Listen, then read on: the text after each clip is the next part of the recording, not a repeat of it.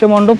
বাঁশের যে কাজ, অ্যালুমিনিয়ামের ফয়েল, এই ঘন্টা আমি দেখতে পাচ্ছি পুরোপুরি এই অ্যালুমিনিয়ামের ফয়েলগুলো লাগানো। রাতের বেলা দেখতে এই মণ্ডপটিকে অসাধারণ লাগবে। আর এইগুলো না এই মন্দিরের চূড়াকে উল্টো করলে, দক্ষিণ কলকাতার পুজো মানেই কালীঘাটের পুজো।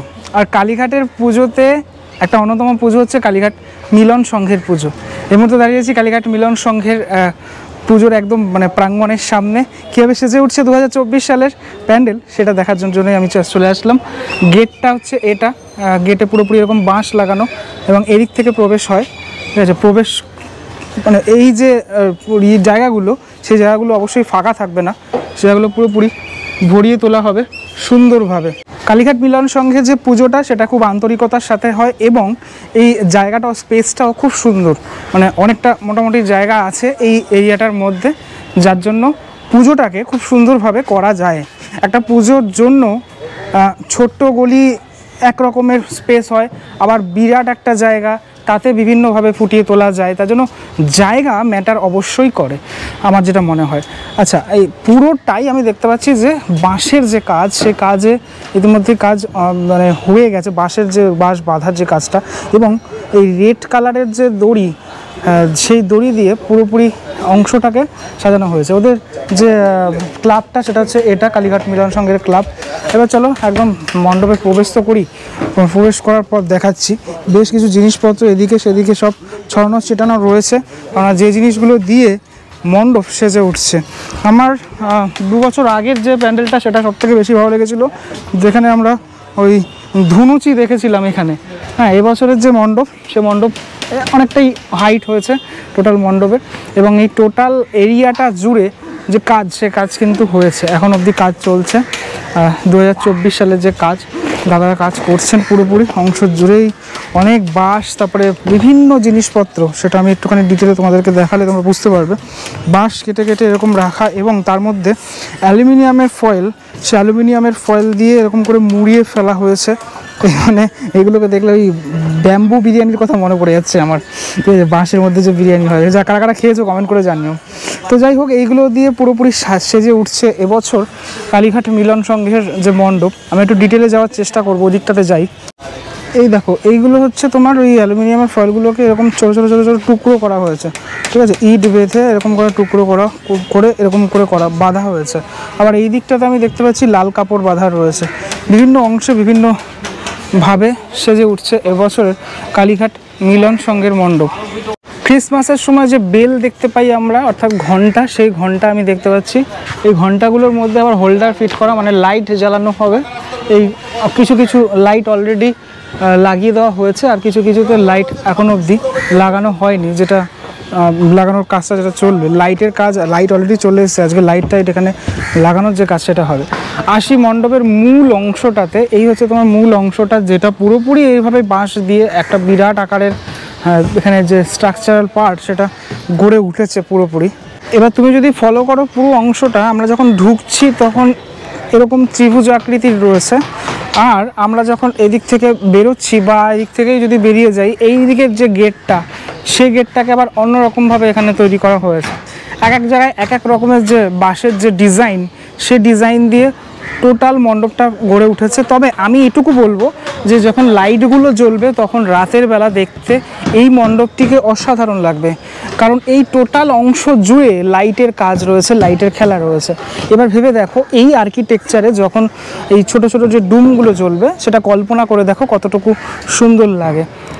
টোটাল অংশ যে ডায়াসটা, সেটা অলরেডি কমপ্লিটেড। এই অনেকটা যেহেতু স্পেস, আমরা দেখেছিলাম যে আমি ধুনুচিটার কথা বলছিলাম, যে ইয়ারের কথা বলছিলাম আমি, সেটাই মাঝখানের অংশ জুড়ে হয়েছিল।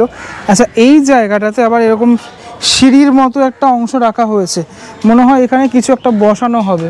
ঠিক আছে, কেননা এই জায়গাটাতে এরকম থাকবে না, কিছু একটা বসানো হবে এই অংশটাতে। আমি ধীরে ধীরে মণ্ডপের ভিতরের অংশটাতে প্রবেশ করব। এই যে এই জিনিসগুলো পুরোপুরি ব্যবহার হচ্ছে, পুরো এরকম সুতো দিয়ে বেঁধে বেঁধে ব্যাপারটা হচ্ছে। আচ্ছা, মণ্ডপের ভিতরের অংশ চলে যাই চলো। মণ্ডপের ভিতরের অংশটাতে, মানে যেখানে মাতৃ প্রতিমা থাকবে, সেই জায়গাটা এখনও অবধি রেডি হয়েছে কতটুকু, এই হচ্ছে তোমার তার অবস্থা। এখন অনেক ভিতরের কাজটা বাকি রয়েছে বেশ কিছুটা। হ্যাঁ, এই দেখো, এইখানে এই বাঁশগুলোকে কেটে কেটে, বাঁশের মাথাগুলোকে, আগাগুলোকে কেটে কেটে এরকম ডিজাইন করা হয়েছে, যার মধ্যে আবার পুরোপুরি এই অ্যালুমিনিয়ামের ফয়েলগুলো লাগানো হয়েছে। হ্যাঁ, এগুলো কোথায় বসবে আমি জানি না, কোথাও না কোথাও এগুলোকে বসানো হবে। ভাল লাগছে বেশ, মানে এগুলোর মধ্যে লাইট পড়লে চিকমিক করবে পুরো ব্যাপারটা। এখানে আরও এরকম পুরোপুরি বাঁশের মধ্যে অ্যালুমিনিয়ামের ফয়েল, যেটা আমি ওখানে দেখালাম, এরকম কিছু রয়েছে। মানুষজন একদিক থেকে প্রবেশ করবেন এবং আর একদিক থেকে এক্সিট করে যাবেন। এই জায়গাটা একটু ওয়াইডলি দেখালে ব্যাপারটা দাঁড়াচ্ছে ঠিক এরকম, সুন্দর লাগছে, প্যান্ডেলটা পুরোপুরি সুন্দর লাগছে। এখানে লাইটের কাজ অলরেডি হচ্ছে, তারপরে কাটাকুটির কাজ সেগুলো হচ্ছে। মাতৃ প্রতিমা থাকার জায়গা তো এটা, যেটা আমি দেখালাম আর কি। ওপরের অংশে কাজ কিছুই হয়নি, সেটা হবে, মানে এই ভিতরের সেকশনটার কাজটা এখনো অবধি কমপ্লিটেড নয়, এটা বলা চলে। দাদারা যে কাজগুলো করছেন আমি তোমাদেরকে দেখাই, এই যে ছোটো ছোটো ছোটো ছোটো যে কাজগুলো হচ্ছে, যেগুলোর মাধ্যমে পুরোপুরি মণ্ডপ সেজে উঠছে, সেগুলো তোমাদেরকে দেখাই। দেখো এই যে, তো এগুলো কি ইটের মধ্যে দিচ্ছ নাকি পুরো ইটের মধ্যে, তাই তো? পাথর, আচ্ছা, পাথরের মধ্যে এরকমভাবে তোমার অ্যালুমিনিয়ামের এই ফয়েলগুলোকে মুড়ে ফেলা হচ্ছে। আবার ওইদিকে লাল কালারের যে কাপড়, সে কাপড় দিয়ে মুড়ে ফেলা হচ্ছে, ঠিক আছে? এরকম অনেক কাজ রয়েছে। ওইদিকে আবার দেখতে পাচ্ছি যেটা দেখালাম ভিতরের অংশগুলোতে, হ্যাঁ, ওই তোমার বাঁশগুলোকে কেটে কেটে ওইখানে রাখা রয়েছে, এরকমভাবে রেডি হচ্ছে। বেশ কিছু কাজ বাকি রয়েছে এদিকে।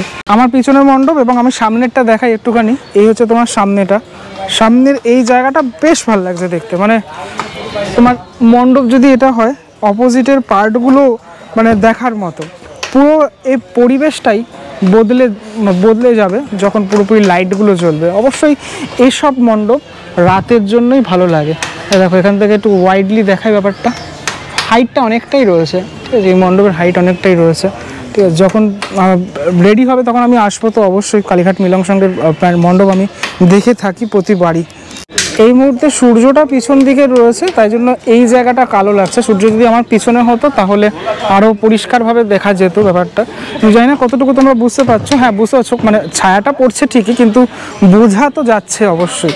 এই মণ্ডপের জন্য প্রচুর অসংখ্য বাঁশ ব্যবহৃত হয়েছে, এবং বলা যেতে পারে এই যে বাঁশ দিয়ে এই রকম যে একটা আর্কিটেকচার করে দেওয়া, এটা কিন্তু একটা হস্তশিল্পের পরিচয়, একটা হস্তশিল্প, একটা মানে সুন্দরভাবে হস্তশিল্পকে প্রদর্শন করা, সেটা বলা যেতে পারে।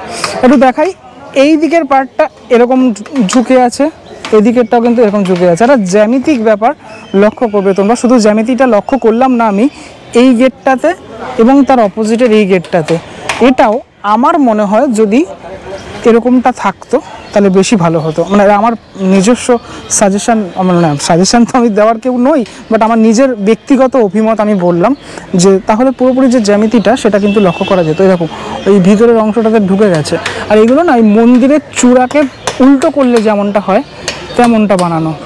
আচ্ছা, আমি কোনার একটা পার্টে চলে আসলাম এটা দেখানোর জন্য, যে লাল কালারের যে এই যে দড়িগুলোকে বাঁধা হয়েছে, কাপড়গুলোকে বেঁধে এরকম করা হয়েছে। আমরা কিন্তু এই মানসিক সময় যখন আমরা কোনো মানসিক করি, এরকম কিন্তু বেঁধে রাখি আমরা বিভিন্ন মণ্ডপে বা বিভিন্ন মন্দিরে, আমরা দেখেছি সেই জিনিসটা। সেইভাবেই পুরোপুরি মণ্ডপটা সেজে উঠেছে। এই জায়গাটাতে আমি মানে বেশি লালটা দেখা যাচ্ছে বলে, এগুলো ঝুলছে বলে, তাই জন্য এই জায়গাটা একটু দেখাতে আসলাম। রাইট নাও একদম মাঝের অংশটাতে দাঁড়িয়ে রয়েছে, একদম মিডিল পোর্শনে। একটু দেখানোর চেষ্টা করি চারিদিকটা তোমাদের, চারিদিকটা একটু সারাউন্ডিংস অঞ্চলটা দেখানোর চেষ্টা করি তোমাদের, কিভাবে এই মণ্ডপটা সাজছে। বলা যেতে পারে একটা 360 তোমাদেরকে ওভারভিউ দিয়ে দিলাম আর কি। আর এইটুকু বলা চলে যে কলকাতায় যা মণ্ডপ আমি দেখলাম, মণ্ডপের মধ্যে এখনও অনেক মণ্ডপ তৈরি হয়নি, এটা কিন্তু পুরোপুরি অনেকটাই রেডি হয়ে গেছে। আর কিছুদিন পরেই দুর্গাপুজো, তার মধ্যেই আমরা দেখতে পারবো এই মণ্ডপটিকে। বলা চলে যে মহালয়া থেকেই এখন বাঙালিরা দেখতে বেরোন দুর্গাপুজো। শুধু বাঙালি কেন বলবো, সবাই বেরায় দুর্গাপুজো, যেহেতু সর্বজনীন থেকে বিশ্বজনীন এখন। তো তাই জন্য আশা করা যায় মহালয়ার মধ্যে কমপ্লিট পাবো আমরা। পরবর্তী ব্লগে দেখা তো হচ্ছে, সবার সাথে কারা কারা দেখে থাকো এই মণ্ডপটা আমাকে জানিও অবশ্যই। পরবর্তী ব্লগে দেখা হচ্ছে, ততক্ষণের জন্য বিরতি নেবো। ভালো থেকো সবাই, টাটা।